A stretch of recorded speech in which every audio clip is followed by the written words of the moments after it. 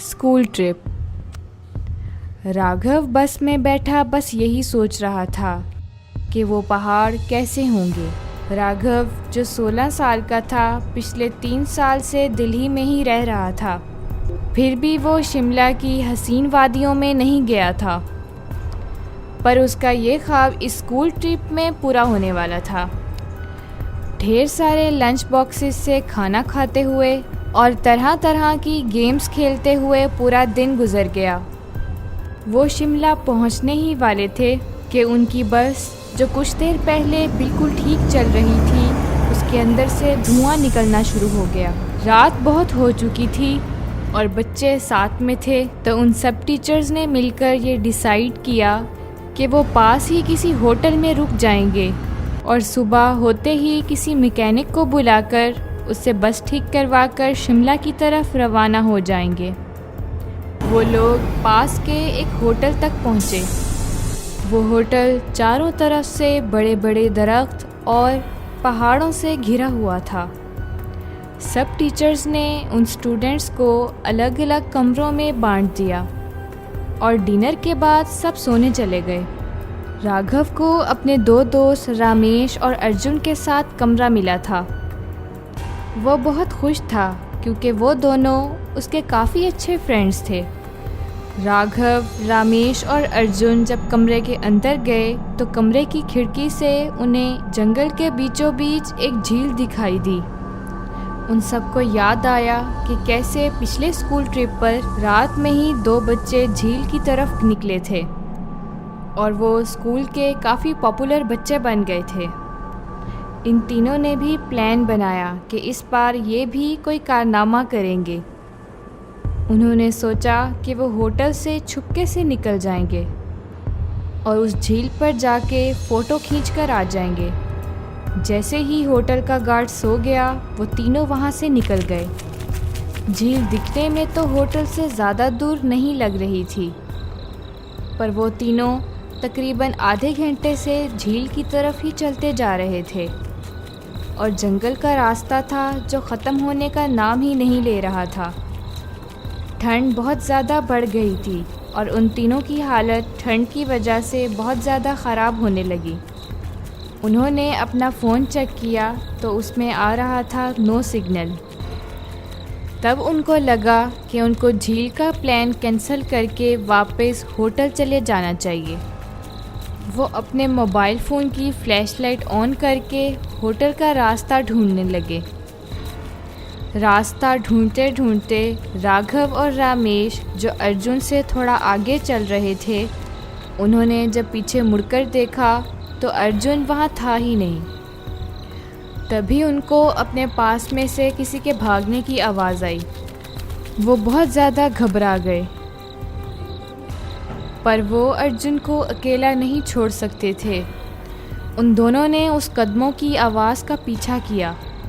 इतने वीरान और घने जंगल के बीच वो उन कदमों की आवाज़ का पीछा करते चले गए, जो कुछ देर बाद बंद हो गई। अर्जुन उन्हें अभी तक नहीं दिखा था। राघव और रामेश अब बहुत ज़्यादा डरने लगे थे, लेकिन तभी उन्हें एक ऐसी आवाज़ आई कि जैसे कोई ज़मीन खोद रहा हो। वो धीरे धीरे उस आवाज़ के पास गए। उन्होंने झाड़ियों के पीछे से देखा कि और कोई नहीं बल्कि अर्जुन ही जंगल के बीच में एक गड्ढा खोद रहा था। उन्होंने डर के मारे अर्जुन को पुकारा। अर्जुन उनकी तरफ मुड़ा और उनको गुस्से से भरी आंखों से देखा। उसकी आंखें एकदम काली पड़ चुकी थीं, जैसे किसी ने उसके अंदर से आंखें ही निकाल ली हों। रामेश अर्जुन के पास गया और उसने उसके कंधे पर हाथ रख के पूछा, तुम्हें क्या हुआ है? जैसे ही रामेश ने उसके कंधे पर हाथ रखा, अर्जुन बहुत ज़ोर से चिल्लाने लगा और अर्जुन ने रामेश को बहुत ज़ोर से धक्का दिया और वो बहुत दूर जाके गिर पड़ा। अर्जुन के अंदर कोई अजीब सी ताकत आ चुकी थी। रामेश भागा भागा राघव के पास गया। अर्जुन अब उन दोनों को देखकर उनकी तरफ बढ़ने लगा। पर जैसे ही वो उन दोनों के पास आया उसको अजीब से दौरे पड़ने लगे और वो बेहोश होकर नीचे गिर गया। राघव भाग के अर्जुन के पास गया और उसको होश में लाने की कोशिशें करने लगा। जैसे ही अर्जुन होश में आया उसने रामेश की तरफ देखा और ज़ोर ज़ोर से चिल्लाते हुए कहने लगा, वो रामेश के अंदर है। तभी राघव ने देखा कि रामेश सर झुकाए नीचे ज़मीन पर बैठा है। उसने सर उठाकर ऊपर देखा, उसकी आंखें भी बिल्कुल काली पड़ी हुई थीं। इससे पहले अर्जुन और राघव कुछ कर पाते, रामेश उठा और भागते हुए जंगल की तरफ जाने लगा। राघव और अर्जुन उसका पीछा करने लगे। उन्होंने अपने मोबाइल की फ्लैशलाइट ऑन करके देखा कि रामेश एक खंडर की तरफ जा रहा था। वो खंडर एक पुराना सा घर था जिसे देखकर ये लग रहा था कि वहाँ सालों से किसी ने कदम ही ना रखा हो। दोनों बहुत ही डरे हुए थे और उनकी आगे जाने की हिम्मत ही नहीं हो रही थी। पर रामेश को बचाने के लिए राघव और अर्जुन उस खंडर के अंदर चले गए। ऊपर के एक फ्लोर से उन्हें एक आवाज़ आई। वो उस आवाज़ के पास पहुँचे तो जो उन्होंने देखा उस पर उन्हें यकीन ही नहीं आया। उन्होंने देखा कि रामेश बेहोशी की हालत में हवा में लटका हुआ था और एक बूढ़ी औरत उससे बात कर रही थी। उस औरत का चेहरा बहुत ही ज़्यादा खौफनाक था। उसकी आंखें एकदम काली थीं। उसकी खाल लटकी हुई और सफ़ेद बिखरे हुए बाल थे। उसकी काली आंखें और सफ़ेद बाल उसको और ज़्यादा खौफनाक बना रहे थे।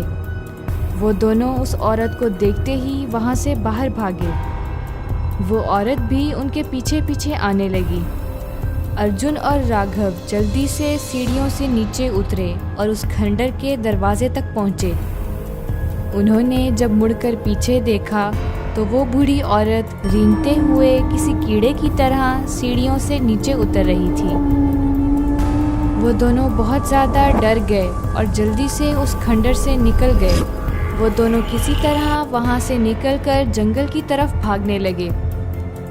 भागते भागते उनको पता नहीं चला कि किस तरह वो उस झील के पास आ गए, जिस झील की तलाश में वो होटल से बाहर निकले थे। अर्जुन और राघव भागते भागते झील के अंदर गिर गए और डूबने लगे। उन्हें ऐसा लग रहा था कि जैसे कोई उन्हें अंदर की तरफ खींच रहा हो। राघव किसी तरह झील से बाहर आ गया, पर उसकी आंखों के सामने उसका दोस्त अर्जुन झील के अंदर डूब गया और वो कुछ भी नहीं कर सका। राघव ये देखकर इतना घबरा गया कि उसे चक्कर आने लगे और वो वहीं बेहोश होकर गिर पड़ा। राघव की जब सुबह आंख खुली तो वो उसी होटल के कमरे में था। वो उठकर बाहर भागा तो बाहर पुलिस की टीम आई हुई थी और ज़मीन पर सफ़ेद चादर से लिपटी हुई अर्जुन और रामेश की लाश थी। पुलिस ने तो इसको मर्डर केस कह दिया था, पर आसपास के रहने वाले लोगों ने बताया कि कई साल पहले उस जंगल में एक बूढ़ी औरत रहती थी। वहाँ उसका अपना घर था। सबसे अलग वो अपने घर में सुकून से रहती थी। पर एक दिन पास के कुछ लोगों ने उसके घर पर कब्ज़ा करने के लिए उसके साथ बदसलूकी की और उसको मारकर इस झील में फेंक दिया। तब से कोई भी इंसान रात में ना ही उस जंगल की तरफ और ना ही उस झील के पास जाता था। कहते हैं कि उस बूढ़ी औरत की आत्मा अभी भी बदला लेने के लिए वहीं भटक रही है। काश ये बात इन तीनों दोस्तों को भी पता होती तो शायद आज राघव के साथ साथ अर्जुन और रामेश भी ज़िंदा होते। अगर आपको हमारी ये कहानी अच्छी लगी तो हमारे चैनल को लाइक करें, सब्सक्राइब करें और बेल आइकन ऑल पे कर दें।